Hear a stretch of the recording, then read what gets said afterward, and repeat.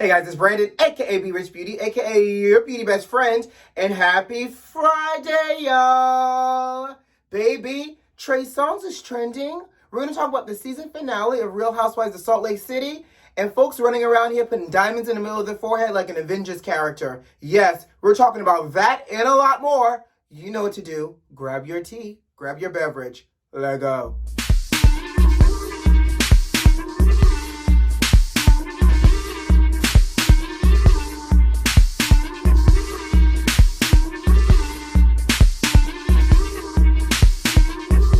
Ready for the weekend? My Lord, we've made it to the end of another week. Praise God. And I hope that your Friday goes by quick and it's as great as your weekend will be. I have no clue what I'm legit doing this weekend just yet, outside of, a little content creating, story of my life. But I will tell you this, whatever I do on Monday, we'll talk about it. But can we just jump right in? And this is a side topic, and I was reading this morning, and I said, my, I have to talk about this because it's February, it's Black History Month, and do you not know, yes, the state of Florida, I know, child. What can we ever get right? But there's a city called Frostproof, Florida. Never heard of it. Did a little Google Map searching. So it's about 3 hours and 5 minutes away from Miami. Apparently a small town, about 3,100 people and some change. So it's small enough that I will never visit. But do you not know this town has the nerve and the unmitigated gall and to be so delusional that they are attacking Black History Month. Because February is already the shortest month of the year, and it's Black History Month. They have now declared, wait for it, that the first week of February will be Donald Trump week. Insert crickets right here.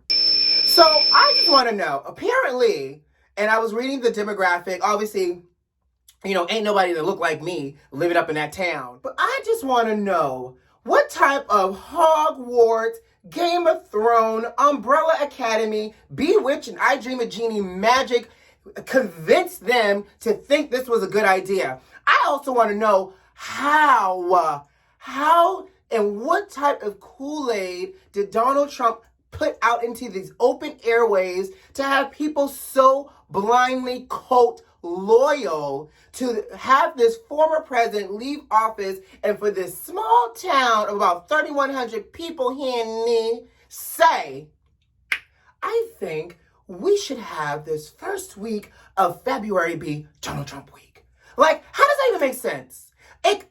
Legit. But it goes to show you how crazy AF freaking Florida is, and how once I leave out of the state, feel free to cut this thing off and let it go into the Atlantic Ocean, Pacific Ocean, anybody's ocean. Y'all know I have a thing about geography. I don't know where I am. I don't know what ocean is below me, but just cut it off and stick it into the ocean, child. Let's jump into the nitty gritty. And before I jump into it, I'm actually using, y'all have seen this serum before, but I'm actually using this today instead of like my La Mer or my Estee Lauder. This is the GlamGlow Super Serum 6 Acid Refining Texture. I feel like I've been doing a lot of things to my face this week, just like makeup on and off. And so I kind of want to like smooth out the texture. So I love this serum for that. So I'm kind of incorporating it back into my regimen just in case you guys wanted to know what that was. Now let's talk. Trey SONGZ is trending. And no, not for new music, which I think he actually has new music coming out. I don't know, I can't keep up. But for something different. And I'll say this to start this off. We now know why the neighbors know Trey SONGZ's name. Baby.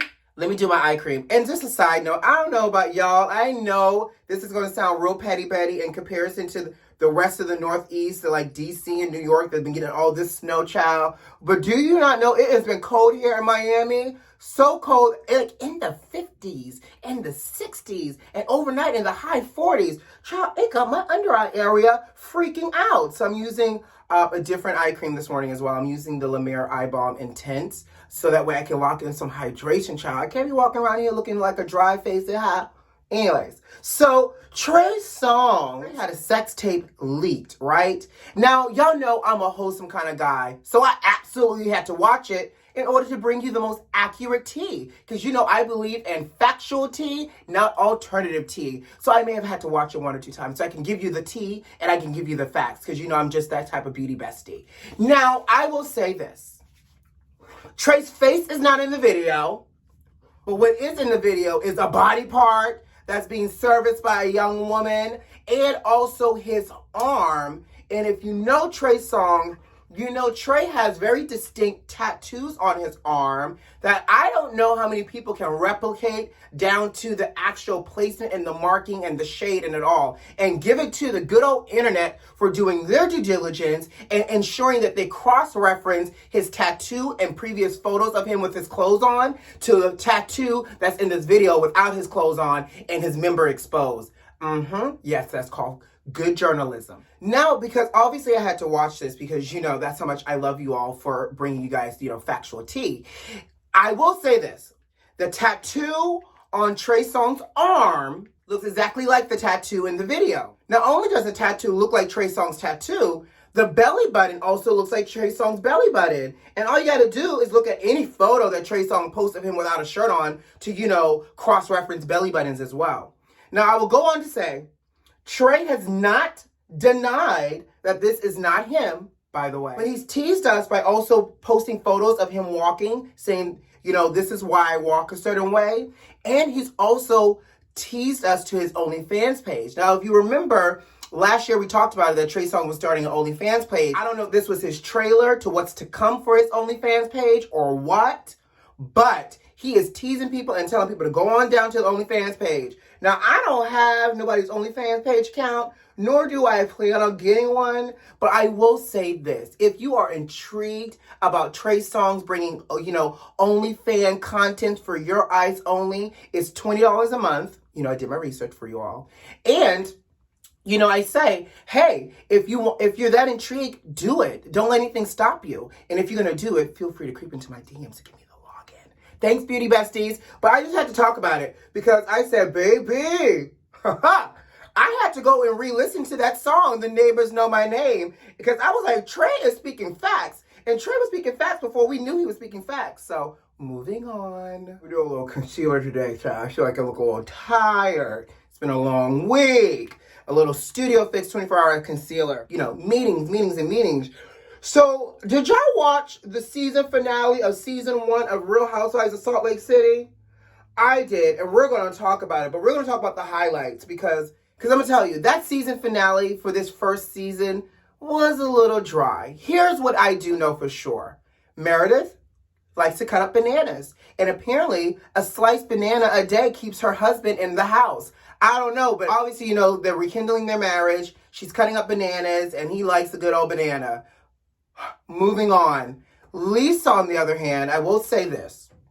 Lisa's storyline was a little boring this episode too, but we did see a glimpse into this hair care, skincare line that the kids wanted to do, and it actually looks like a pretty decent line. Let me tell you something. That oldest child, Jack, seems to have a little bit of a business acumen to himself. It doesn't look like it may work for, you know, me. However, I will say it actually looks pretty doggone awesome. So, well, it felt like that was kind of it for me with Lisa. But actually, you know what?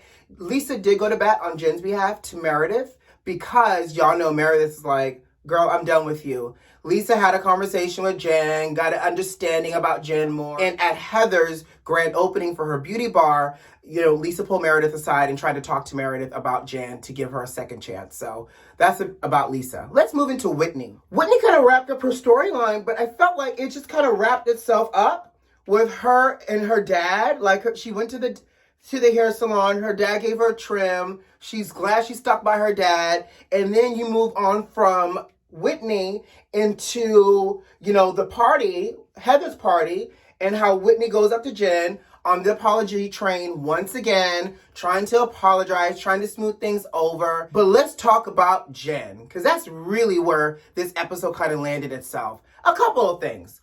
I feel like this episode tried to wrap up Jen's manic, lunatic, raging moments and put a nice little bow on it by us understanding a little bit more about why Jen feels like she always has to fight and be so defensive about being a minority in Salt Lake City growing up, and obviously it being white and racism. I get it, girl. All your life you had to fight. We get it. Now, here's where, for me, I have a couple of questions. It took Jen to throw a glass, have multiple breakdowns, for her husband to finally take her out on a date to go salsa dancing, something he admitted more than once on camera that she's been wanting to do for years. Okay. And two, why is everybody so hard pressed to be friends with Jen Shah? Like, I get it. Like, the girl has a cute little fashion, got a cute little house, husband got coins, she got a job. Like, I get it. She has made something for herself. But I don't know, is it just me? I don't know if I could be friends with somebody who's that freaking toxic over and over and over again. And it seemed like everybody tried to do their due diligence to apologize to Jen, to get on Jen's good side. Everybody, including Heather, who, let's move on to Heather, child.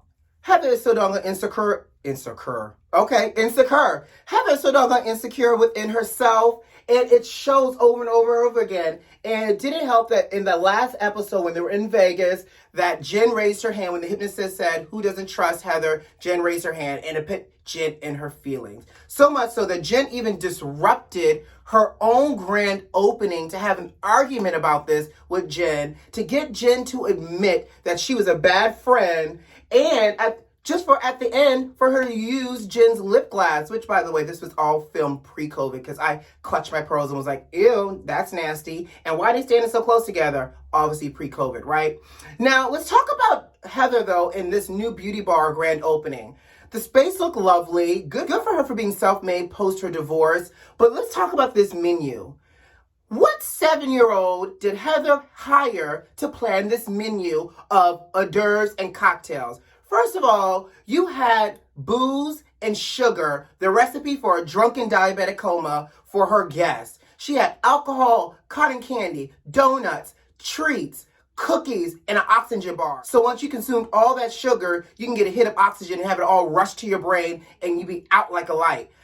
To me, this shows that she wasn't talking to Jen Shah, because Jen may be crazy AF, but Jen knows how to plan a good party. Heather needed at least a charcuterie board. Give me a crudité and a meatball. But don't give me no 7-year-old princess party decoration and snacks and call that a grand opening for this high-end luxe beauty bar that you're opening up. So they've teased the 3-part reunion starting next Wednesday. I hope Heather finds some self-confidence to show up for this reunion, because from what I've seen, the girls are going in, primarily Meredith, Lisa, Jen, and Mary. Oh, and let's talk about Mary. And this is a clear example of Mary's presence on this show. Is it just me? But I feel like Mary will show up for these events and have at most 2 to 3 minutes of screen time, and then we wouldn't see Mary for the rest of the doggone event when she showed up for things amongst the group. And on top of that, we saw Mary at her church. I have an issue. First of all, I don't know if it's the editing or not, but Mary's already a little suspect to me anyways with her attitude as a first lady. But she showed up for choir rehearsal, and her entire choir seemed petrified of her and scared. No wonder people are asking if this is a cult, because her people literally seem scared. And she talks down and belittles everybody around her and her choir. Like, how is this a first lady behavior? Like, and then she wants to finish it off with, I love you guys, praise God. Girl, get out of here. And it's something a little creepy. I know her grandmother passed on to be with the Lord, but there's just something a little creepy to see your grandmother holding hands with Jesus and a painting on the church wall as you walk into the building. I'm just saying. Now, are you guys watching this reunion special? It looks like it's about to be a lot of things. You know, we'll be talking about it. Now, let's jump into our next topic. Have you guys ever heard of Lil UZI Vert? He's a rapper. Y'all know I've never heard of him. And apparently, he thought he was Vision from the Avengers and got a whole pink diamond installed in the middle of his forehead. Yep, that's right. Now, I have a couple questions here. First of all, who do you go to in order to get a pink diamond installed? Like, do you go to your PCP and does insurance pay for this in terms of a copay? Do you go to your jeweler and he has like a doctor on standby for all the diamond requests for diamond installations into your body? I don't know. Or do you go to your local esthetician and say, hey girl, bought me a $24 million diamond, can you install this? Questions upon questions. And let's just go ahead and jump into the fact that this young man spent $24 million on a diamond. Now, I don't know about his bank account because I didn't know about him until literally recently.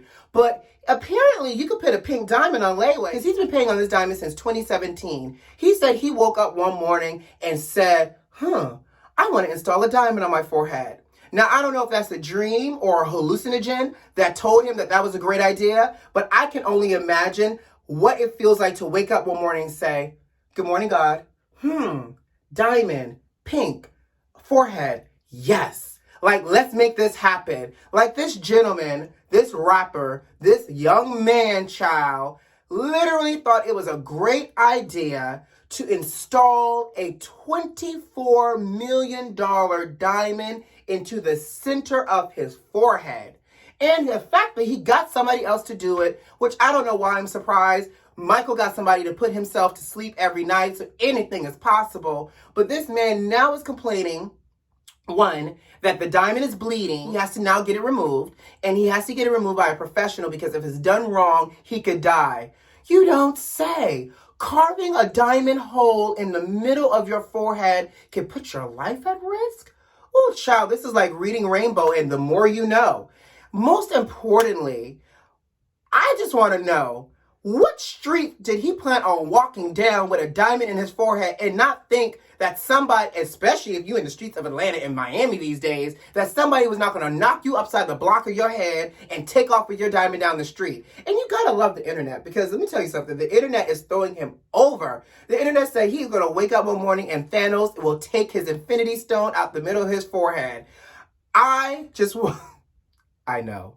Thanos, Avengers, Infinity Stone. That's really what it looks like, is an Infinity Stone in the middle of this boy's forehead. You know what they say, honey. Drugs is a hell of a drug, and I hope he gets it removed safely. But, and you know I can't help but being a little petty. What happens if you take your shirt off too quickly? Like you're in the changing room, or you take somebody home and you're trying to take your clothes off real quick. What happens if the shirt gets snagged on the diamond? Does it just pop out like that? Ouch, that already sounds like it hurts. I hope he gets the thing taken out. I hope they're able to suture his forehead and he turns that diamond into a ring and or a necklace somewhere where it ought to be. Okay? So are you guys familiar with famous DJ Funk Master Flex? I hope you are, right? So Funk Master Flex, baby, is throwing the kids under the bus. So he recently did an interview, and in his interview, he admitted to getting liposuction, talking about his struggle with his weight over the years and how he wanted to just, fix it all up. Can't blame you. Do what makes you happy, sir. But what I think is so salacious and scandalous is the fact that he became a bus driver, hit our favorite celebrities with the bus, and backed up over them. He said he got the courage to talk about coming out with his liposuction story because he thought everybody was doing it, honey. He goes, I thought everybody talked about it. Kanye, Drake, LL Cool J. LL Cool J? Sir, what you're not about to do is try to hit Lady Loves Cool James with your bust. Him and his abs have earned it, and it has a special place in our Black History Month and in our Black hearts. Don't come for LL Cool J. If you want to come for Drake, come for Drake. If you want to go for Kanye, go for Kanye. But leave Lady Love Cool James alone. Now, here's a question for you all. Is he shady and wrong for throwing up those names? Because the last time I've checked, I have never heard LL Cool J, Kanye West, or Drake's name being in anybody's sentence for liposuction. And again, I'm assuming that he said allegedly about them getting liposuction, because if he didn't, I'm going to say allegedly. All right, guys, I got to go. You know what to do. Subscribe to the channel if you like this video if you like, and leave me a comment. Most importantly, check your notifications. Make sure they're turned on. Who loves you? I do. See you on Monday. Bye.